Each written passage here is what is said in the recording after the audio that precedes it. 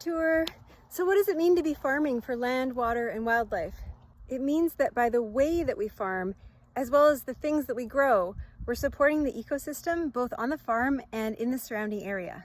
It means we're planting cover crops, which are not crops grown for harvest, but rather crops grown to go back into the earth. So adding organic matter to the soil, improving soil health, increasing the microbial activity and earthworms and beneficial insects that make up that food web that's happening under our feet, whether we think about it or not. It means that we're here to support the pollinators. This whole field will be dedicated to pollinators. We're going to be installing native plants primarily that support pollinators all throughout the growing season so that they can have a place to stop and find the nectar and pollen that they need. It also means that parts of the farm are being dedicated to developing new restoration techniques that are healthier for the planet so that we're not introducing microplastics and other contaminants when we're trying to do ecological restoration. This includes innovating new ways to build floating wetlands out of all natural materials, as well as biologs that are coconut coir free.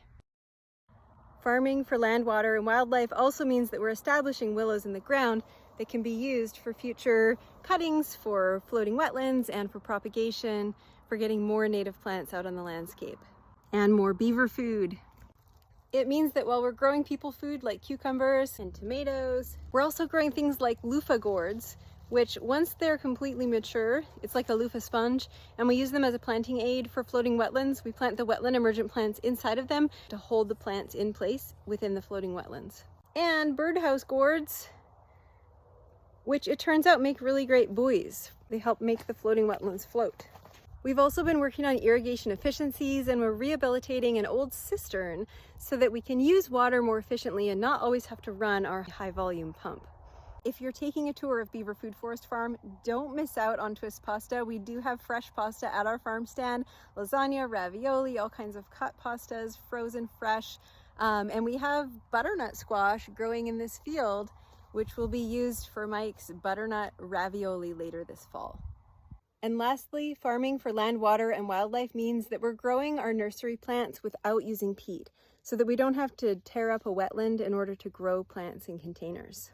Here you can see all of our favorite alternatives to peat. We've got biochar, both a coarse and a fine version. We've got pit moss, grower grade brown, which is made out of corrugated cardboard, and pit moss prime, which is made out of newspaper. I love both of them. We've got some coarse wood chips as well as finely shredded wood. This is actually G&B soil building conditioner. I love it except for the non-native mycorrhizae, which I have to heat treat out.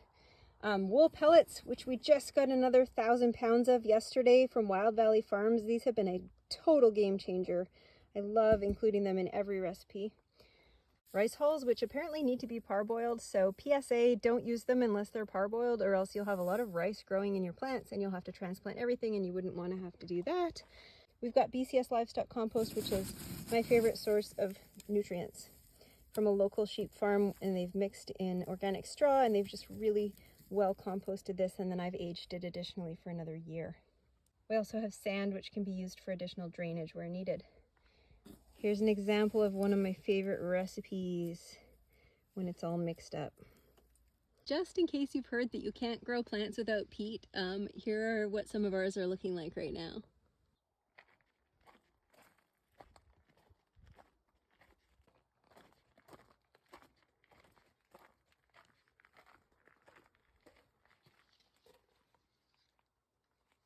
They're healthy, they're thriving. They don't mind at all that they don't have peat or coir in their potting media. Life is good. And that is our farm tour in a nutshell. I'm sorry if you couldn't make it in person to our tour, but I'm glad that you were here online. Please let me know what you think in the comments.